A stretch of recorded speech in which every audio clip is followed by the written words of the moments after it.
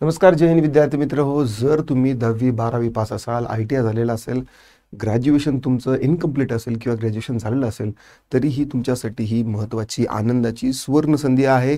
केंद्र सरकारची तटरक्षक दल भरती म्हणजे आर्मी, नेव्ही, एअरफोर्स टाईपमध्ये जो 720 किलोमीटर लांबीचा आपल्याला समुद्र किनारा लाभलेला आहे, त्या समुद्र किनाऱ्यावरती तटरक्षक दल म्हणून तुम्ही काय करू शकता की अप्लाय करू शकता. या भरतीसाठी देशसेवेची ही संधी आहे.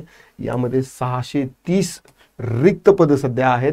ही जाहिरात काय सांगते नेमकं, तुम्हाला यासाठी काय पात्रता लागणार आहे, अभ्यासक्रम काय काय आहे, याची महत्त्वाची पगार किती असते आणि याची परीक्षा कधी होणार आहे. बघा, भोरीला भोर आल्यानंतर आपल्याला दगड मारणं काम आहे. कच्चे पडतील, काही पिकलेले पडतील. तर त्यामुळे ही भरती जी आहे तर ही तुमच्यासाठी महत्त्वाची इन्फॉर्मेशन असू शकते. आता यामध्ये भारतीय तटरक्षक दलामध्ये 630 जे आहे तर हे पद आहेत आणि नाविक आणि यांत्रिक पदासाठी ही सुवर्ण संधी आहे. म्हणजे ITIच्या मुलांसाठी देखील ही काय आहे, चांगली एक सुवर्ण संधी आहे. अर्जाची अंतिम तारीख जी आहे तर ती 25 जून 2025 पर्यंतच याचे काय अर्ज करायची शेवटची तारीख आहे. आता पदांची माहिती पहा. पद यामध्ये आहे नाविक आहे, जनरल ड्युटी, नाविक आहे, डोमेस्टिक ब्रांच, ठीक आहे. देन यांत्रिक आहे, यामध्ये मेकॅनिकल, इलेक्ट्रिकल आणि इलेक्ट्रॉनिक्स ही जी पदं आहेत हे आहेत आणि यासाठी एकूण पदसंख्या 630 हे काय आहेत पदसंख्या आहेत. वेतन श्रेणीचा जर तपशील घेतला तर 7वा वेतन आयोगानुसार हा जो पगार आहे तर हा लेवल 3 जसं की नाविक या पदासाठी जर अप्लाय केला तर मूलभूत वेतन तुम्हाला 21,700 प्रति महिना असणार आहे. यामध्ये DA, HRA, TA वगैरे इत्यादीसह अंदाजे 30 ते 35,000 रुपये प्रति महिना ही पगार यामध्ये असणार आहे. 8वं वेतन आयोग जे 26 जानेवारी 2026 पासून लागणार आहे तर त्यामध्ये हीच पगार तुमची जवळपास 55-60 हजारापर्यंत गेलेली असणार आहे. आतापासूनच या भरतीची तयारी करा, कारण यामध्ये खूप अशी चांगली संधी आहे.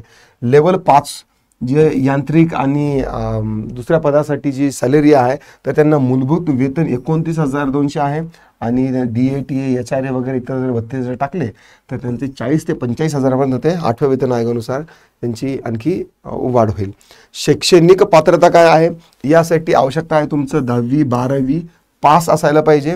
संबंधित शाखेतील अभियांत्रिकी किंवा डिप्लोमा तुमचा असला पाहिजे. तुमची इंजिनिअरिंग म्हणा, डिप्लोमा म्हणा किंवा काही पोस्टमध्ये ITI देखील काय आहे की मेन्शन केलेलं आहे. नाव आता वयोमर्यादा आणि शुल्क. 18 वर्ष कमीत कमी तुमचं वय पाहिजे आणि जास्तीत जास्त किती 22 वर्ष. 18 ते 22 हेच वय जे आहे ना तर हेच वय ठरवतं की तुम्ही आयुष्यात पुढे जाणार आहे की मागे जाणार आहे. 18 ते 22 या वयामध्ये जर काही कीड लागली, जसं की व्यसन म्हणा किंवा काही गोष्टी लागल्या तर त्या आयुष्यभर राहतात. आणि 18 ते 22 मी 18 ते 25 म्हणेल, 18 ते 25 यामध्ये जर कुठलंही व्यसन, कुठलंही काही वाईट सवयी जर लागल्या ना तर आयुष्यभर त्या लागत नसतात. जे म्हातारे माणसं म्हणतात ना तर ते काही खोटं नाही आहे. म्हणून त्यांनी 18 ते 22 या वयातलीच कणखर, दमदार, जी देशसेवा करणारी आणि जे हाडामासानी मजबूत असलेली माणसं आहे तर तीच घ्यायची आहे. परीक्षा शुल्क याच्यासाठी फक्त 300 रुपये आहे. जनरल कॅटेगरीसाठी फक्त 300 रुपये आहे. मागासवर्गीयांसाठी कसलीही फीस यासाठी अप्लाय म्हणजे नाही आहे. आता तुम्हाला जर अप्लाय करायचं असेल तर याची जी शेवटची तारीख आहे ती 25 जून आहे. संपूर्ण भारतामध्ये तुम्हाला नोकरीचं ठिकाण मिळेल. सुरुवातीचे काही दिवस तुम्हाला 3 वर्ष 4 वर्ष तुम्हाला काय की जिथे मिळेल जॉब तिथे करावं लागेल. नंतर मग महाराष्ट्राचा समुद्रकिनारा असेल किंवा आसपासच्या राज्यातला असेल तर तिथे येऊन नंतर मग शेवटी तुम्हाला जवळपासच तुम्हाला नोकरी मिळू शकते. संधी का दौडू नये, कारण 18 ते 22 वयोगटातील उमेदवारांसाठीच आहे. 22व्या वर्षी लेट्स से तुम्ही जर नोकरीला लागलात तर 60 वर्षापर्यंत तुमची ही जी 58-60 वर्षापर्यंत तुमची नोकरी आहे आणि तुमची आयुष्यभराची काय तुमच्या अख्ख्या खानदानाची 7 पिढीची कमाई यामध्ये होऊ शकते. म्हणून ही संधी दौडू नका. शासकीय नोकरी आहे, उत्तम वेतन आहे, तटरक्षक दलामध्ये देशसेवेची यामध्ये संधी आहे आणि पात्रता फक्त काय 10वी-12वी पास आणि डिप्लोमावरती काय आहे ही पद आहे. आजच अर्ज करा. अर्ज करण्यासाठी ही जी आहे join Indian coast guard CDAC.in या वेबसाईटवरती काय करा, तुम्ही संपर्क करा. मी याची लिंक देखील खाली डिस्क्रिप्शनमध्ये तुम्हाला प्रोव्हाइड करणार आहे.